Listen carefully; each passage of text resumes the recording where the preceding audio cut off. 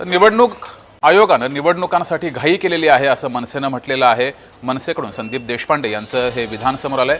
पालिका निवडणुकांसंदर्भात मनसेनं प्रतिक्रिया दिली आहे। दुबार मतदार असताना सुद्धा त्या संदर्भात कुठलाही निर्णय न घेता ही घाई करण्यात आलेली आहे आणि ज्या ठिकाणी दुबार मतदार सापडतील त्यांना मनसे स्टाईलनं उत्तर देऊ असं संदीप देशपांडे यांनी म्हटलंय।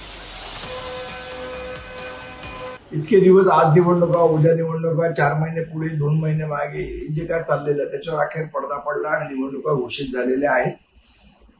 निश्चितपणे ही एक आनंदाची बाब आहे, पण ज्या पद्धतीने मतदार यादीत घोळ होता तो सुधारण्याच्या ऐवजी तशाच घोळांचं आपण निवडणुकीला सामोरे जातोय। पण एक निश्चित सांगतो की जिथे आम्हाला बोगस मतदार आढळतील तिकडे त्यांना काय ट्रीटमेंट द्यायची आम्हाला राजसाहेबांनी सांगितले, त्या पद्धतीने आम्ही त्यांना ट्रीटमेंट देऊ। आणि मुंबईचा महापौर हा मराठीच असेल या एका उद्दिष्टाने अख्खा मराठी माणूस या वेळेला निवडणुकीमध्ये उतरणार आहे।